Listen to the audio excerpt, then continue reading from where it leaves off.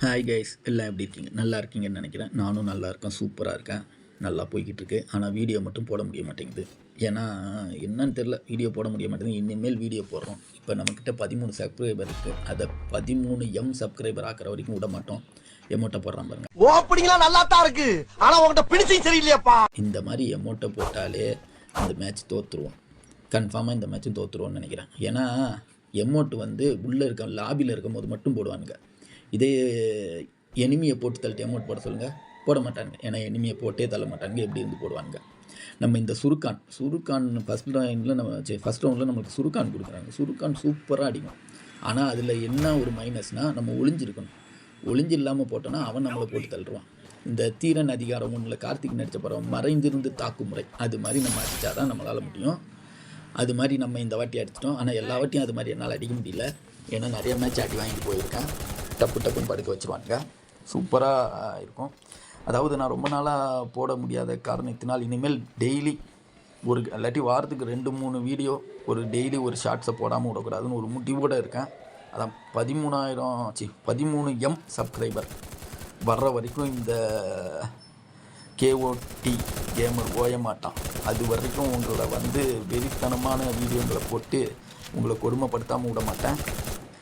என்னப்பா செல்லக்குட்டி மெடிக்கெட் போட்டுக்கிட்டு இருப்பான். இப்போ மெடிக்கெட் போட்டுக்கிட்டு இருக்கோன்னா போய் நம்ம சம்பவம் பண்ணிட்டு போய்கிட்டே இருக்கேன். சொன்ன பார்த்தீங்களா, மெடிக்கெட் போட்டுக்கிட்டு இருக்கான். நம்மக்கிட்ட பின்னாடியே ஒருத்தன் வரான் போல். பரவாயில்ல, நம்மளுக்கு பேக்கப் கொடுக்குறான் போல். நல்லவனாக இருக்கான். நம்ம ஒரு ஆளை படுக்க வச்சுனா ஏதோ இது பண்ண உடனே லூட் அடிப்பாங்க. ஏண்டா இப்போ தான் படுக்க வச்சுருக்கோம், அவனை முடிச்சுட்டு லூட் அடிக்கலாம். முடிக்கிறதுக்கு முன்னாடி லூட் அடிக்க ஓடியாடுறாங்க. நம்ம ஆளுங்க எல்லாம் போயிட்டாங்க. நம்ம ஒரே ஆள் இருக்கோம். ஈஸியாக அவனெல்லாம் போட்டு நான் தான் முடிச்சு பாருங்கள். இதெல்லாம் நம்மளுக்கு சர்வ சாதாரணம். சுமார் 2 ரவுண்டை வின் பண்ணிட்டோன்னு ஒரு பெருமையாக போனால் 3ஆவது ரவுண்டில் வச்சு வெளுன்னு வெளுத்தாங்க ஃப்ரெண்ட்ஸ். நம்மளால் முடியவே இல்லை.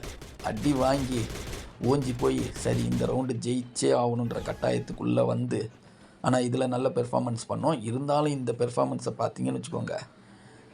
ஏன்னா இதில் 1v4 இருக்கும். கடைசியில் பார்த்தா 1v1 ஆகிடும். அநேகமாக நானே அவ்வளோதான் காலி போல். சும்மா அதில் ஒரு ப்ரோ பிளேயர் செம்மையாக பண்ணியிருப்பான். அந்த இதை பார்க்க போகிறீங்க. இப்போ பார்த்தீங்கன்னா 2 பேர் காலி, அவங்கள 2 பேர் காலி, நாங்கள் 4 பேர் இருக்கோம். இப்போ 3 பேர் காலி, நாங்கள் 4 பேர் இருக்கோம். ஆனால் இனிமேல் பாருங்கள், அந்த ஒரு ப்ரோ பிளேயர் அதை வச்சு தான் அவங்க ஜெயிக்கிறாங்க. அவன் சூப்பராக விளாண்டுருக்கான். அவனுக்கு நிஜமாலே ஹேண்ட்ஸ் ஆஃப் பண்ணணும். ஏன்னா அந்தளவுக்கு பெர்ஃபார்மன்ஸ் நல்லாயிருக்கும். அந்த ஒளிஞ்சிக்கிட்டு இருக்கான்.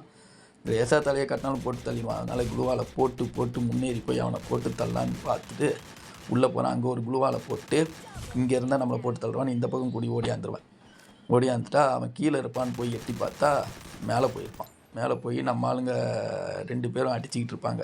சரி நம்மால் மேலே வச்சே சம்பவம் பண்ணி முடிச்சிருவான், நம்ம அடுத்த ரவுண்டுக்கு போயிடலான்னு பார்த்தா நம்ம ஆள் என்ன ஆகுறான்னு பாருங்கள். அடி வாங்கிட்டான். நம்ம ஆள் டவுனு. ஆனால் நம்மளோட ப்ளஸ் பாயிண்ட் என்னென்னா, அவன் மேலே இருக்கான். எப்படி இருந்தாலும் கீழே குதிச்சாகணும். நம்ம வண்டியில் போட்டு தள்ளிட்டு போயிடலான்ட்டு ஐ ஆம் வெயிட்டிங். இந்த கீழே குதிச்சானா மண்டையில் தான் அடிச்சிச்சு. 2வது உடம்புல அடித்தனால நம்மளுக்கு சாதா கீழ் வந்துடுச்சு. சரி 3 ரவுண்ட் ஜெயிச்சேன், ஈஸியாக அடிச்சிடலாம். இன்னும் அவங்க ஒரு ரவுண்டில் தான் இருக்காங்கன்னு போனால் செஞ்சாங்க பாரு சம்பவம். 3 மணி நேரம் மூச்சு திணற அடிச்சானுங்க.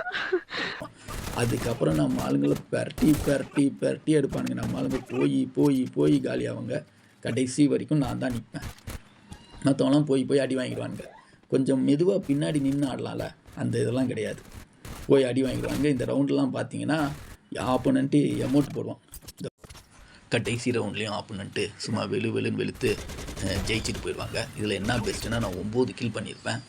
அந்த 9 கில்லும் சூப்பராக இருந்திருக்கும். சரி, இதை நீங்கள் உங்களுக்கு பிடிச்சிருந்தால் லைக் பண்ணுங்கள், சப்ஸ்கிரைபர் பண்ணுங்கள். இதில் என்னென்ன தப்பு இருக்கோ அதை எனக்கு கமெண்ட் பண்ணுங்கள். அப்போ தான் என்னால் அடுத்த வீடியோவில் திருத்திக்க முடியும்.